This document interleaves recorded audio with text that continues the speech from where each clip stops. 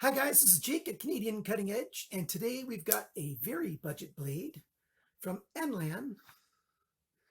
This is the M011 wooden handle scales drop point blade. Nice sort of EDC size, smaller knife, like a nice secondary EDC kind of knife. It has a cutting edge of 2 3/4 inches, so this is just a sub 3-inch knife. For those of you who are in a jurisdiction where you can't carry knives larger than 3 inches, this guy is a knife that you can have. So stick around for the full review and see if this is something for you.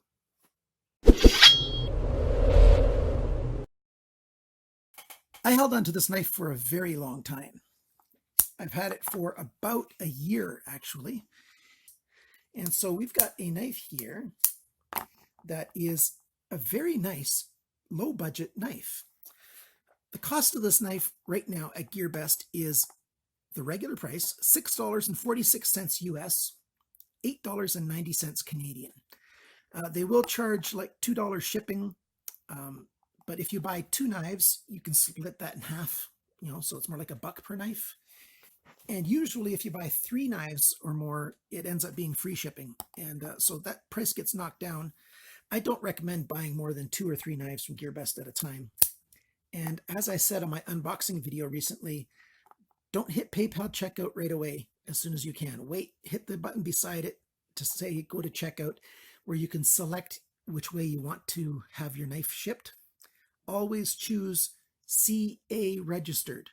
If you choose CA registered, your knife will get shipped out of the British warehouse. Let's get back to this knife. Enlan M011. There's no designer on this.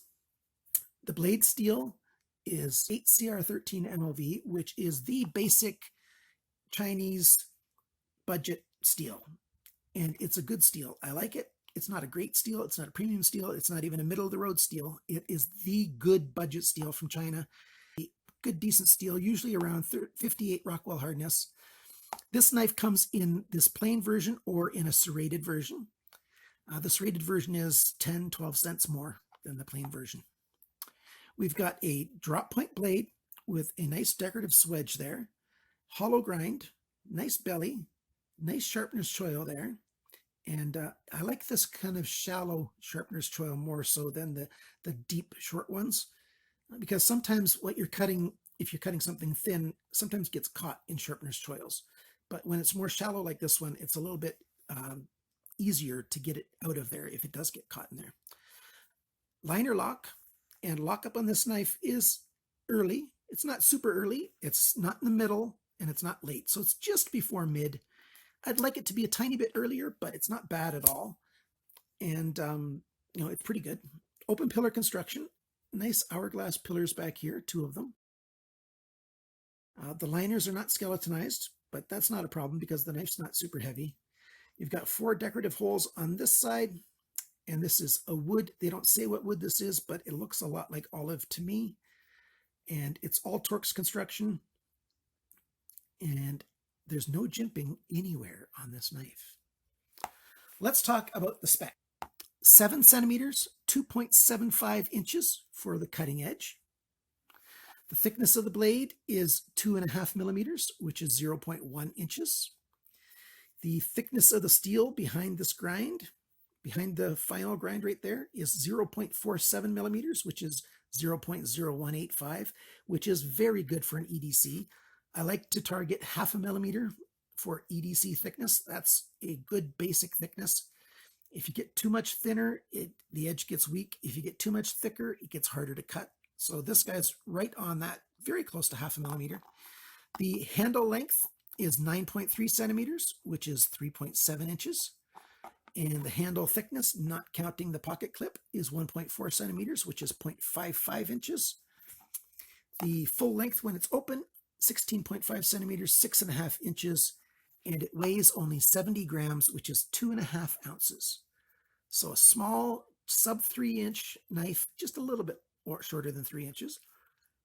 Very good choice. Nice knife.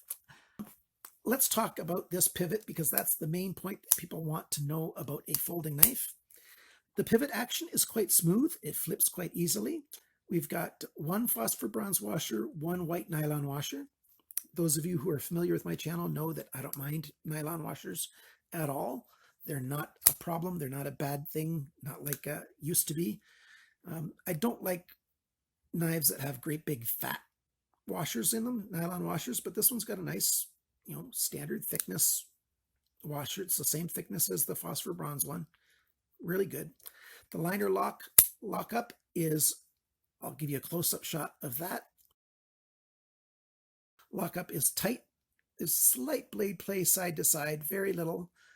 I've not adjusted the pivot at all because the action is nice and smooth, so I haven't felt the need to adjust it.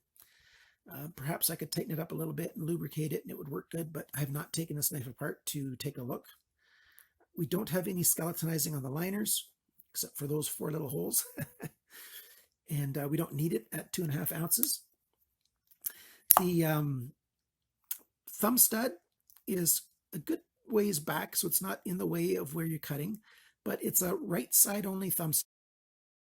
Just like we've got a right side only pocket clip, this is a right side knife. Theoretically, it looks like you could just take a Torx screwdriver and move the thumb stud to the left side and you wouldn't have any problems, except for the fact, and maybe a close-up shot of this would be better, but I think you can see how that screw right there is covered just slightly on the edge by that liner. So you could take a round file and file down a little notch in the liner lock right here and do the same thing with the wood, just grind out a little bit of that wood, and I think you could make this a left-hand knife just fine, except for the thumb studs. The thumb studs, except for the pocket clip. Moving the pocket clip to this side would be much harder because you've got these holes here in the way. So that's, the pocket clip is, the right side or no side. A small knife like this, I often turn into a pocket dropper. What I mean is I take the pocket clip off completely and I just drop the guy in my pocket because it's only 2.5 ounces and I like the nice wooden finish. The detent is strong enough to hold it closed while I'm not using it. I don't have to worry about it coming open. It could open in my pocket, but it's not likely. So, and that's probably what I'm going to end up doing, or putting it in a pouch or whatever. Blade alignment when it's closed is slightly off. What I think this knife would benefit to make it a little bit easier to deploy the blade is if I took some of this wood away, just in this area. If I took a round file and filed out just a little bit like this, right there, it would make it so that my thumb could catch that thumb stud a little bit easier. 9 times out of 10, it's not a problem, but the odd time, I slip over with my thumb and my thumb slides off the thumb stud instead of deploying the blade. So that's a small thing. Again, we're talking about a sub $10 knife here. If you're in America, it's, $6.50 bucks. It's not an expensive knife. And it's much better than the same price knife at your local gas station in America. I've been to America dozens of times. Dozens and dozens of times. I've got a sister in Nebraska. I used to have a brother-in-law in South Carolina and in Texas. I had a sister-in-law. I've had family all over the place. So this is a good small EDC knife. Do you want to see how well it cuts?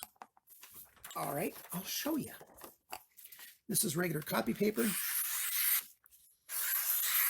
And that's just a push cut where I'm trying to cut on the same spot all the way instead of doing a slicing cut where I'm sliding the knife across the paper. A push cut just uses the same point. Cuts quite well.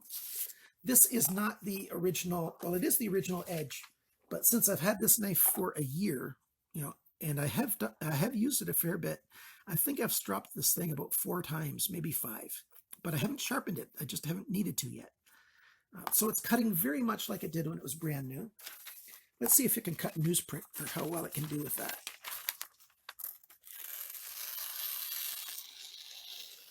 That's not bad. If you can do a slow push cut on newsprint, you've got a sharp blade. Oh, caught there a little bit somehow, but quite good. Let's see how it handles some paracord. have to be careful with my finger. It's still healing up. That's that finger that I sliced into. And it was a very deep cut. It's still a little bit swollen and stuff, and my finger hurts if I put too much stress on it. So I'm trying to hold things with right now I'm putting my pressure using my middle finger and my thumb to hold this. Yeah, that cuts pretty good. It would have done better if I would have been able to hold it with more courage. Let's see how well it slices. It slices very well. No problem at all slicing through this paracord. This is a 9-strand 550 paracord. That's all the cut tests that I'm going to do. It feels good in the hand. I really like how wood feels in the hand. It's just a special touch when you've got wood. It gives it a little bit of an elegance. It gives it sort of a gentleman's knife kind of feel, although it doesn't really have a gentleman's folder kind of look to it. Maybe slightly, maybe a little bit that way. What are the pros and cons of this knife that I like and dislike? I like that there's no jimping on this knife. It doesn't need it. And it looks really good without it. So that's a good thing. I like that it was sharp from the factory. I like that it's got good styling, nice lines. I like that it's got all Torx construction, nothing stupid proprietary, which sometimes you find on super budget knives, especially from Enlan. Enlan tends to do some proprietary stuff every once in a while. I like that it's tip-up carry, although that gets into a con as well. I'll talk about that in a minute. Wood is good. That's another thing. The low weight is really good. It's very EDC-able, and that's my favorite thing about this knife, that it's so EDC-able. I know that's not a word, but it's a knife that fits well in the hand. My hands are large, on the border of extra large, and this knife sort of gets hidden in my hand, but I still have a 4-finger grip on this, so that's really good. The cons on this knife, the pocket clip. It's not very deep. We're talking an inch. Well, let's show you. We've got about an inch of the knife sticking out here. That's what I don't like, just shy of an inch. Just a little under 2.5 centimeters. Not that great. I wish that it was a deeper carry. Either that or, just a pocket dropper, and you're not going to see it in there at all. Some other negatives about this knife, just small negatives. I wish it had a slight relief in the wood here so that it'd be easier to get my thumb into it to open it. The thumb stud is right side only, and again, you could make it left side, but you'd have to do some adjustments, do some grinding on the liner lock, and I'm not going to change any of the metal on this, so I'm not going to move it to the left side. So it's a right side only knife. A lot of left-handed guys can get used to a right-handed knife. This one, because you can't move the thumb stud easily, that won't happen. And so that's about it. The depth of the pocket clip and right side only. Not bad for a small knife like this to have such little negatives. I like this knife quite a lot. The price is right. It's easy to get. I've got links for it in the description below if you want to buy one of these from GearBest. Thank you for using my referral links. That really helps this channel out an awful lot. I get a tiny commission from GearBest, and it helps me to get some of those items that I won't otherwise get from other vendors and suppliers, and I can buy them myself. And other expenses that I have, like my wife is unemployed every summer because she's a teacher's helper. Teacher's helpers don't get paid that much. If you want this knife anyway, go ahead and buy it from my links. Thank you so much for that. And that's about it about this knife.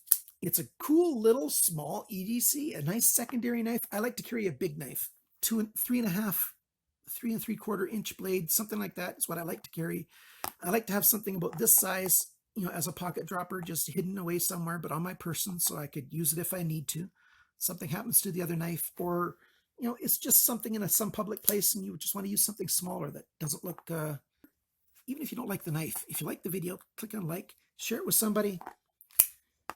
And what I really would appreciate is subscriptions and comments. Comments are just great. I like talking to you guys.